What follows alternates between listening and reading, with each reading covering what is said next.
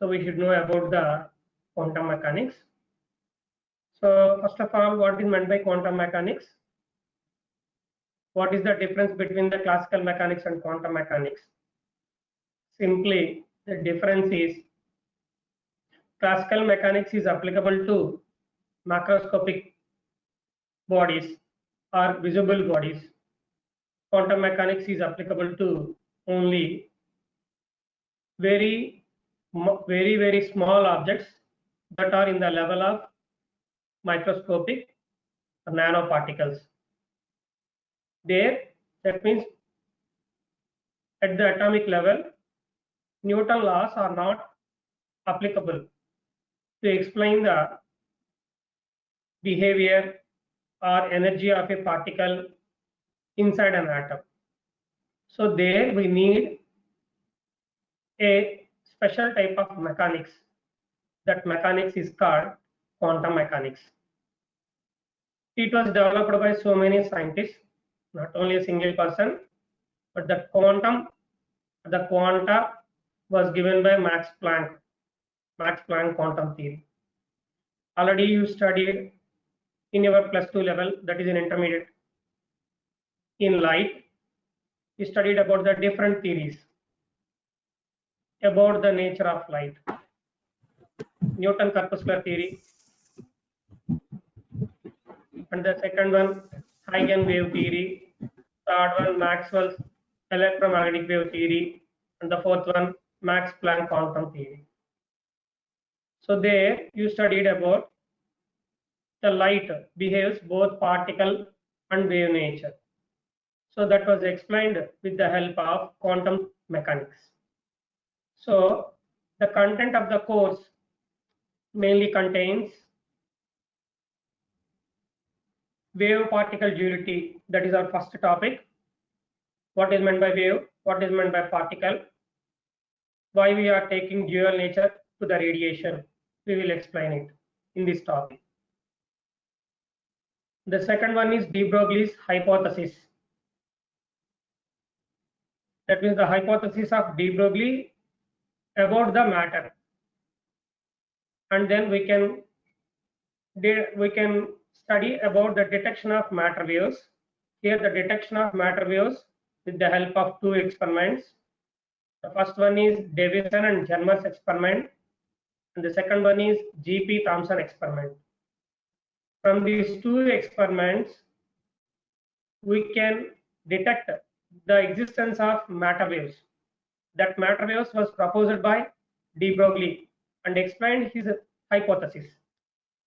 And then, you know very well, it is a famous principle, Heisenberg's uncertainty principle. And then we are entering into wave mechanics.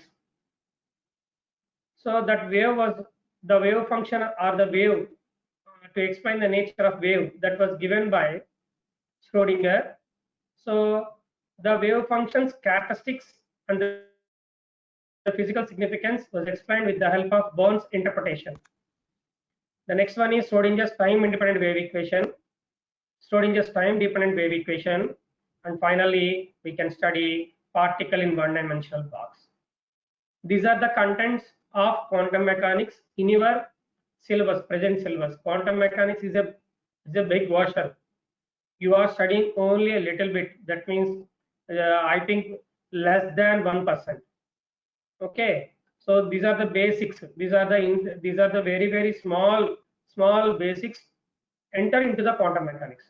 But the unit name is quantum mechanics. We are not studying completely quantum mechanics. We are just studying the introduction part of quantum mechanics, that is up to Schrodinger time-independent wave equation and dependent wave equation, and then their application.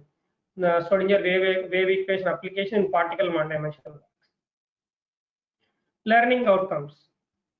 After the completion of this unit, students will be able to understand or they can explain the fundamental concepts of quantum mechanics. They can analyze the physical significance of wave function. And they will apply Schrodinger's wave equation for energy values of a free particle. Today's class. So today's class we are going to study or we are learning or we are discussing the introduction part of quantum mechanics, and then wave particle duality, de Broglie's hypothesis. So going to the introduction to quantum mechanics, what is meant by quantum mechanics? Already we discussed it in the initial. Here we are discussing about the behavior of the particle. That means the particle is nothing but the size of electron or the atom. So there Newton laws are failed. So to explain the nature or the energy or the force or the motion of the electron or proton or neutron inside an atom, we need a special type of mechanics. So that is called quantum mechanics. The quantum mechanics is the study of particles which occur at the atomic scale only. This quantum mechanics is not applicable to macroscopic bodies, that is moving car, rotating fan, or a flying aeroplane, moving a ball. It is not applicable to that macroscopic particles. Quantum mechanics is applicable to only the microscopic particles. The word quantum is derived from the Latin. That is, the quantum means a bundle. Therefore, we are studying the motion of objects that come in small bundles called quanta. These teeny bundles that we are referring to are electrons traveling around the nucleus. That means here we are discussing about the very, very small particles or the small objects which cannot be viewed with our eye. So that particles, the bunch of particles, the bundles of particles are called quanta. So we are studying that quantum mechanics, so that is called quantum mechanics. So in a seminar, Newton, that means Albert Einstein, said that Newton, forgive me, because at the atomic scale, Newtonian mechanics cannot be seen to describe the motion of particles. There, the laws are not valid. Newton laws, you know very well, first law, second law, third law. These laws are not applicable to the atomic scale. They are failed at the atomic scale. So an electron trajectory between 2 points, that means we know very well when a body is moving from one place to another place in the trajectory motion, there we are applied Newton laws. But here when an electron is moving, that means here the electron is very, very small particle. So there is no parabolic path. That parabolic path is not applicable with the help of Newton laws. Where Newton laws end, that means where Newton laws are not work, there quantum mechanics take over in a big way. That is one of the most popular concepts concerning quantum mechanics is called photoelectric effect. You know very well photoelectric effect. Photoelectric effect means when radiation means light. Well, generally we are saying light means, people are thinking about light means only the visible region. Light here, when we are saying about the light, that means electromagnetic wave, from radio waves to radio waves, microwaves, ultraviolet, visible, infrared, X-rays, gamma rays, up to that. Okay, so when radiation, that is called radiation, electromagnetic wave is called a radiation. When radiation interacts, this is the radiation, this radiation interacts with the matter. So you know very well, certain alkyl earth metals, due to the interaction of the radiation with the certain alkyl earth metals, the electrons are to be ejected. The ejected electrons are called photoelectrons, and that effect is called photoelectric effect. This photoelectric effect was invented by Albert Einstein in 1905. That he published a paper. For that he got a Nobel Prize in 1921. Okay, so with the photoelectric effect emission, that photoelectric effect explained Nobel Prize. He got the Nobel Prize. People are thinking about in 1921 he got the Nobel Prize. So wave particle duality. What is meant by wave? What is meant by particle? We will discuss later. So the results of the photoelectric effect allowed us to look at completely different. That is the Thomas Young. You know very well. We know Young's double slit experiment and diffraction phenomena. Already we studied in the first unit. That is in light. So Thomas Young diffraction experiment proving that light behaved as wave due to constructive and destructive interference. Already we discussed in the first unit. Light possess wave nature. That wave nature was explained successfully with the help of interference, diffraction, and also with the help of polarization. Light is in transverse nature. So why here light behaves as a wave. Waves are of two types, longitudinal and transverse wave. So here light behaves in transverse nature. The transverse nature was explained with the help of polarization. So here the wave nature, that means the light behaves as wave. That wave nature was supported by the experiments of interference and diffraction. So light possesses, the light has wave nature.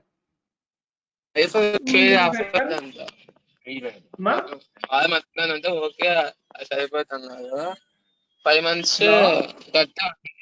A0 tax to కలిపి.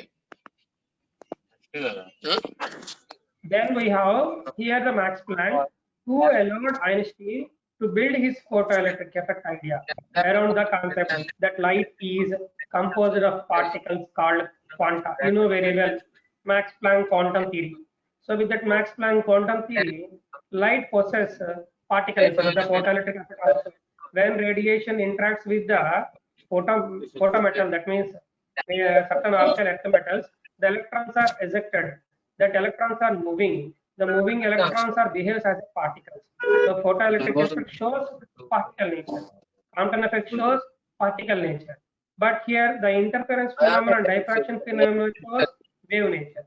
So what do you mean by a particle? Ball, car, person, a point, like objects are called particles. You, me, ball, car, a point object, a pen, pencil, book, bag, a big hill, all are to be treated as a particle.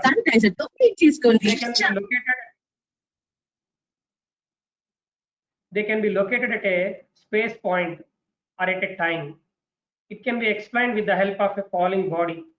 Here I am taking a ball which is freely falling. At a t equal to 0, the ball is here. At a t equal to 5 seconds, it is moving. So at t equal to 10 seconds, and finally it reaches t equal to 15 seconds, for example, to the ground level. That means here we can locate the particle at a t equal to 0 Kelvin, t equal to 1 second, t equal to 10 seconds, t equal to 15 seconds, finally it reaches to ground. That means we can locate it, we can identify it, and we can estimate the velocity, momentum. That means the ball has mass.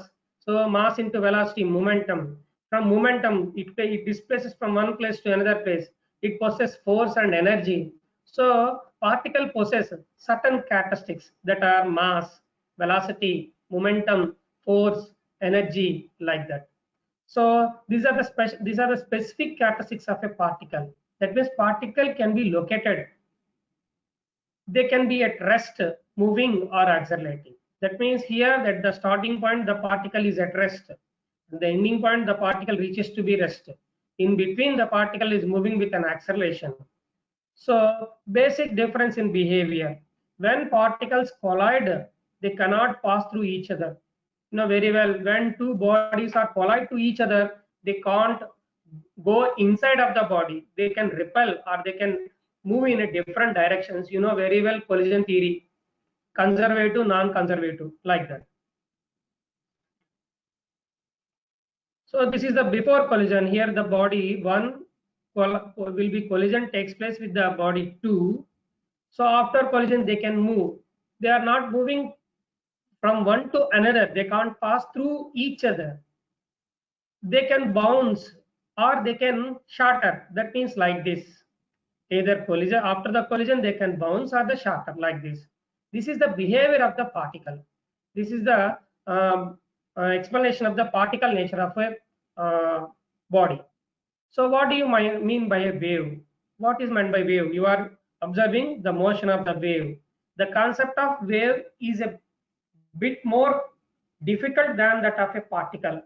It is not easy to say the behavior of the wave. It is a complicated than that of particle. A wave is spread out over a relatively large region of space it cannot be said to be located just here and there. We can say in the previous case, the particle at t equal to 0 Kelvin, 0 second, t equal to 5 second, t equal to 10 second, we can say where the particle is located. But here it is very hard to say the wave is said to be located just here and there. It is hard to think of mass being associated with a wave. Actually, a wave is nothing but rather a spread out of disturbance. The sound, for example, sound. So this is the direction of wave, and with the velocity, you know very well. Wavelength means the distance between two successive crests or the two successive trough. The upward is the crest, the downward is the trough. You know very well. There are the different types of waves are there: ripple waves, ocean waves, sound waves, radio waves, etc. Waves are oscillations in space and time. You know very well, wave moves in 3 dimensions. So this is the upward and downward oscillations, to and fro oscillations. So need to see crest and trough to define them. We can define with the help of trough and crest. So the up one is called crest, the down one is called trough. So the basic characteristics of wave are wavelength, frequency, velocity, and oscillation size defines the waves. So what are the basic characteristics of a particle? Particle possess mass, velocity, momentum, energy. Here, what are the basic characteristics of wave? Amplitude, wavelength, frequency, momentum, energy. Here also. Okay. So waves can pass through each other. In the previous case, particles cannot pass through each other, but here waves can pass through each other like this. Here the two waves, while approaching to each other, they can pass through each other. They may be increasing or decreasing or coming to their original position. So as they pass through each other, they can enhance or cancel each other, and later they regain their original form. So this was explained with the help of the diagram. So wave and particles. Waves means waves possess spread in space and time. That means wavelength and frequency. You know very well, frequency is reciprocal of that means frequency nu is equal to c by lambda. C velocity of light, lambda is the wavelength. And also can be superposed, show interference effects. That means waves moving through each other.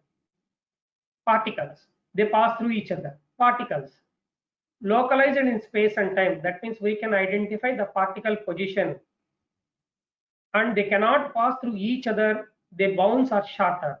Okay. So this lead to new ideas of the new directions. That is, if a light is a wave and is also a particle, does that mean all matter behaves as waves? Up to now we discussed about the light. That means light possesses both wave and particle nature. Sometimes light behaves as particle nature. The experimental evidences are photoelectric effect, Compton effect, black body radiation. Sometimes light behaves as wave nature. That was explained with the help of experimental evidences, interference, diffraction, polarization. So this is about the radiation. But when coming to the matter, is matter behaves the same, both particle and wave nature? That means matter means material particles that are electrons, protons, neutrons. So de Broglie extended the wave nature and the particle nature to the material particles also. That is called de Broglie hypothesis. That means here radiation. Radiation means electromagnetic radiation. That is nothing but the light. Light possesses both particle and wave nature. That particle nature and wave nature extended to the matter by de Broglie. So that is called de Broglie hypothesis. According to de Broglie's concept, a moving particle always has a wave associated with it, and the motion of the particle is guided by that wave in the same way as a photon is controlled by a wave. Same in the radiation, the wave is controlled by the photon, we know very well.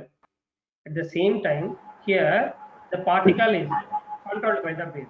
So according to de Broglie concept of matter wave, a moving particle always has a wave associated with it, and the motion of the particle is guided by that wave, which is similar to the photon controlled by a wave in the matter, in the radiation.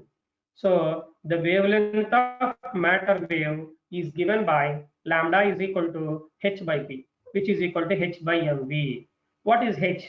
Planck's constant. What is p? Momentum. Momentum p is equal to mv. What is m? Mass of the material particle. What is v? Velocity of the material particle. So finally, the wavelength of matter wave depends upon mass of the particle and velocity of the particle, and it is inversely proportional to the wavelength both. As mass decreases, wavelength increases. As velocity decreases, wavelength increases. So this is about the introduction to matter waves, the de Broglie concept of matter waves. Expression for wavelength of matter wave. The mathematical expression for the matter wave can be derived by taking photon into consideration of the radiation. Initially here we are taking the radiation effect, and that radiation effect is converting into the material particles. So according to the photon consideration, an electromagnetic wave, that is nothing but radiation, is associated with photon, and photon is controlled by the wave. That means the electromagnetic wave is controlled by the photon. Okay, so a light wave of frequency nu is associated with a photon of energy E. By applying Planck's radiation law, we get E is equal to h nu. You know very well Planck's quantum theory. According to Planck's quantum theory, energy of the particle E is equal to h nu. H is the Planck's constant, nu is the frequency. According to Einstein's theory of relativity, a particle of mass m is equivalent to energy mc square. That is, E is equal to mc square. If a photon attains a mass during its motion with velocity c, what is c? Here the velocity of light c. Then we can write h nu is equal to mc square. We are equating both the equation, Planck's radiation law and Einstein mass energy relation. H nu is equal to mc square. Since the momentum of photon is p is equal to mc, so the above equation can be written as h nu is equal to pc. That means here this mc square is equal to mc into c. mc is equal to p. So h nu is equal to p into c. So it can be written as we know frequency nu is equal to c by lambda, or velocity of light c is equal to nu into lambda. So substitute the value of c in this equation.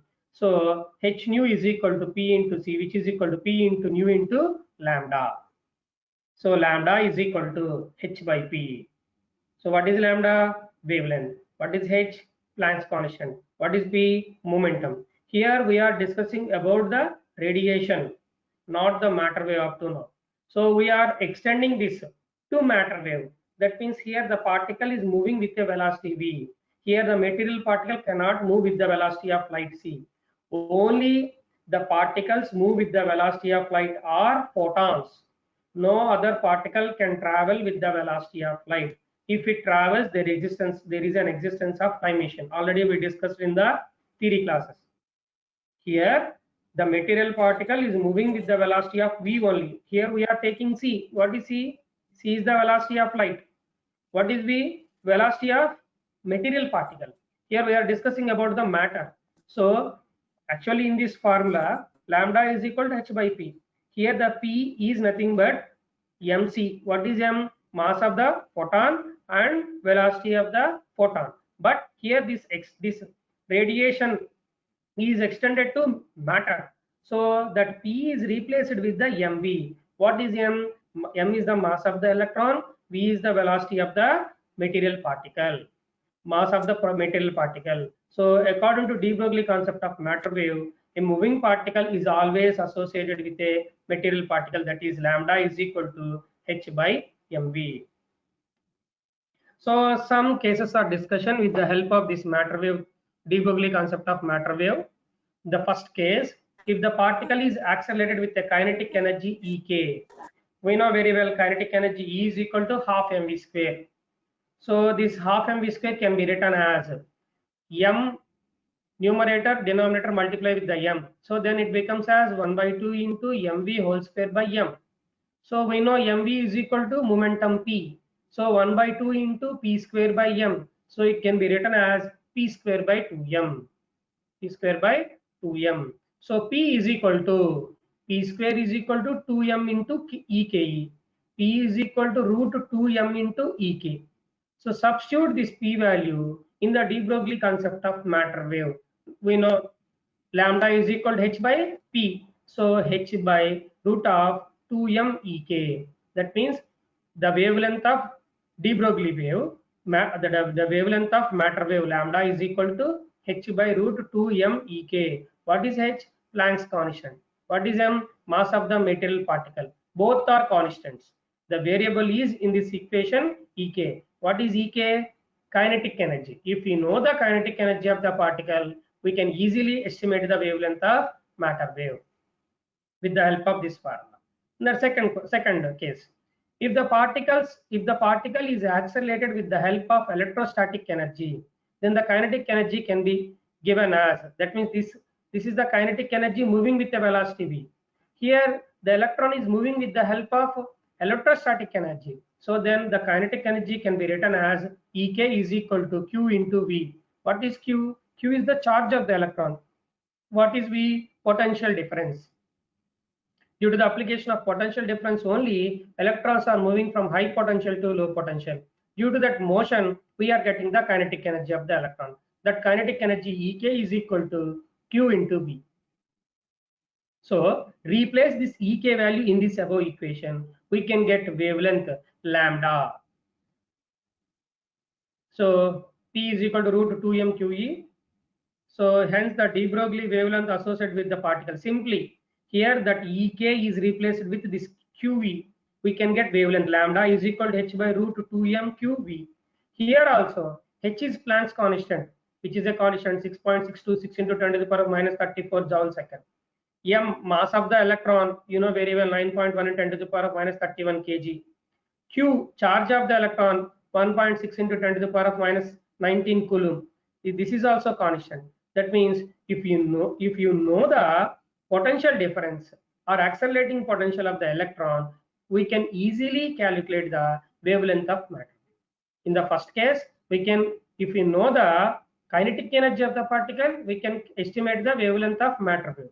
In the second case, if we know the potential energy of the electron, we can easily estimate the wavelength of matter. Third case, when the particle is accelerated with the help of thermal energy, then its kinetic energy given as Ek is equal to 3 by 2 into kT. What is K? Boltzmann constant. What is T? Temperature, absolute temperature. That means here the kinetic energy Ek is equal to 3 by 2 into kT. Where K is the Boltzmann constant, you know very well, the constant value is 1.38 into 10 to the power of minus 23 joule per Kelvin. The momentum of the particle will be given as, we know, P is equal to root 2m Ek. Replace that Ek value 3 by 2 kT.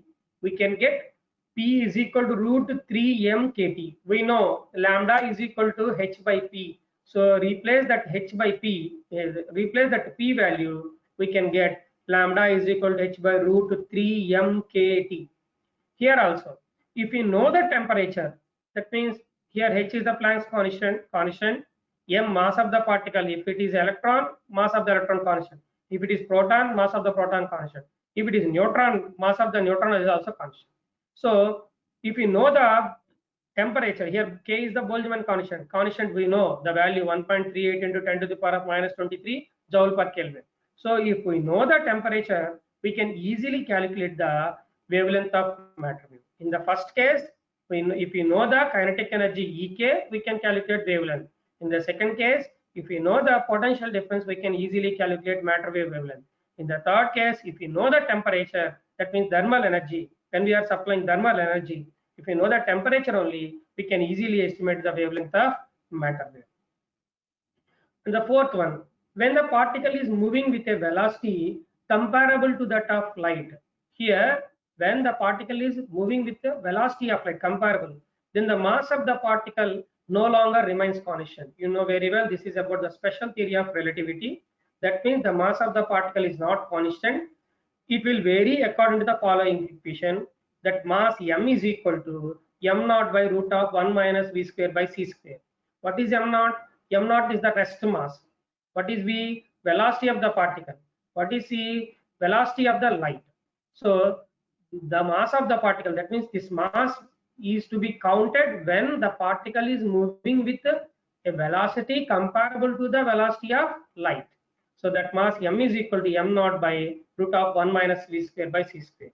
If we replace that m with the equation, that means we know the wavelength of de Broglie wave lambda is equal to h by mv. If we replace that m with this equation, that means h into root 1 minus v square by c square divided by m naught into v.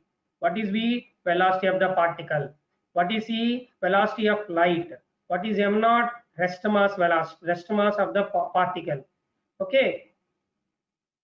And the last case, de Broglie wavelength is associated with electron. Let us consider an electron of rest mass m naught and charge e, either maybe take as q or e, accelerated by the potential v. The kinetic energy of the electron can be given as half mv square is equal to ev.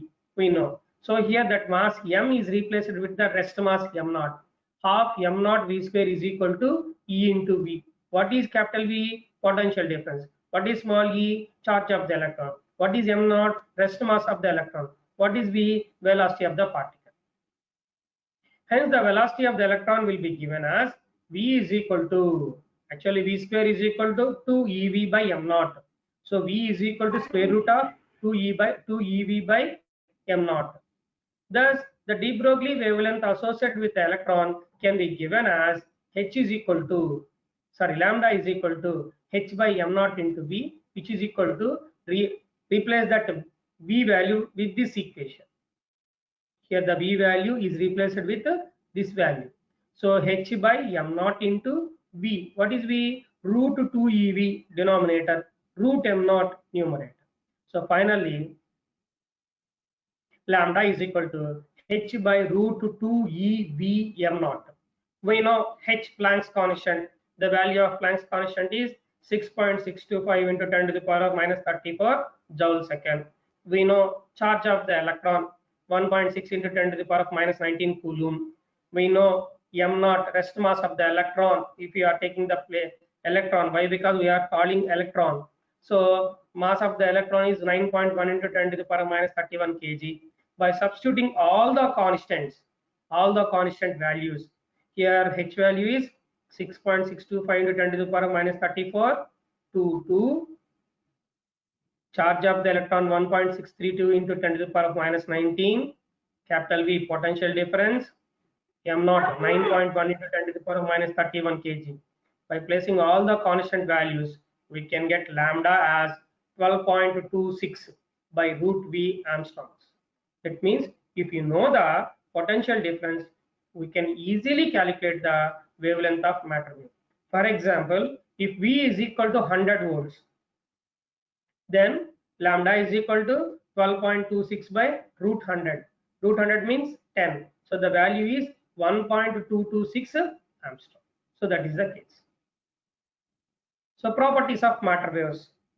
So the last topic of this today's class, properties of matter waves. We know wavelength lambda, matter wave wavelength lambda is equal to h by p, which is equal to h by mv. So m is the mass of the particle. Lighter is the particle. That means if mass is very, very small, greater is the wavelength. Why? Because here both are inversely proportional. Smaller is the velocity of the particle. If v is very, very small, then the wavelength associated with is greater. Same, inversely proportional. The third point, very, very important point. When v equal to 0, that means in the above equation, this v equal to 0 in the wavelength, lambda is to be infinity. Wave becomes indeterminate. That means wavelength is to be infinite. So there is no existence of wave. If v is infinity, that means infinite velocity, the particle velocity is infinite, then lambda equal to 0 by the relation. That means there is no wave. So this shows that the matter waves are generated by the motion of the particles. That means if the particle have the velocity, that is to be a valid velocity, not to be infinity, not to be 0. That means the matter waves exist. From the above information, the matter waves are generated by the motion of particles only. these waves are produced whether the particles are charged particles or uncharged particles. We know very well. Electromagnetic waves.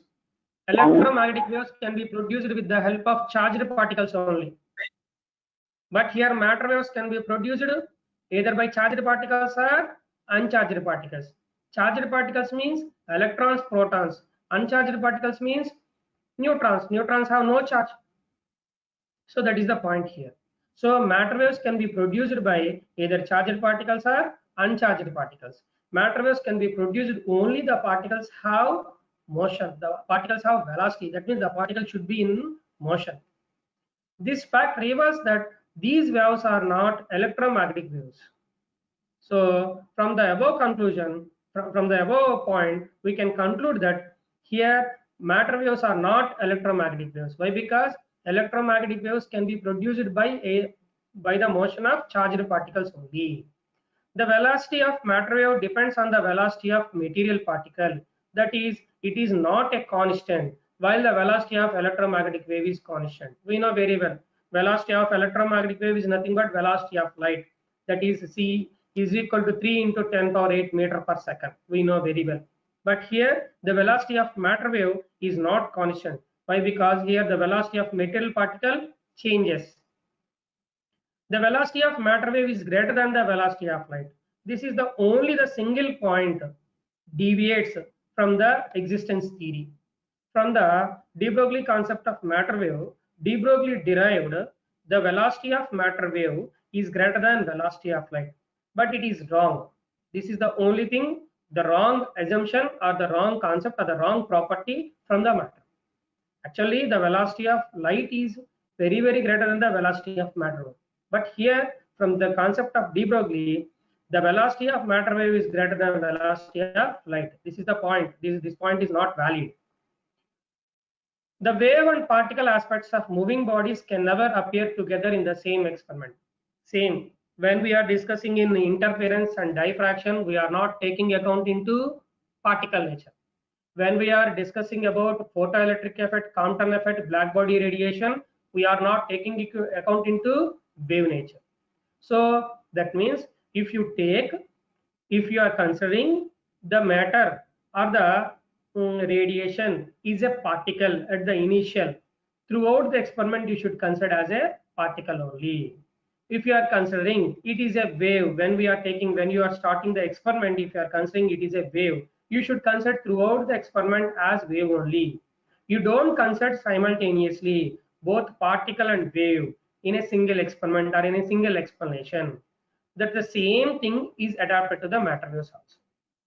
The wave and particle aspects of moving bodies can never appear together in the same experiment. What we can say is that waves have particle-like properties and particles have wave-like properties, and the concepts are inseparably linked. Matter wave representation is only a symbolic representation. The last point.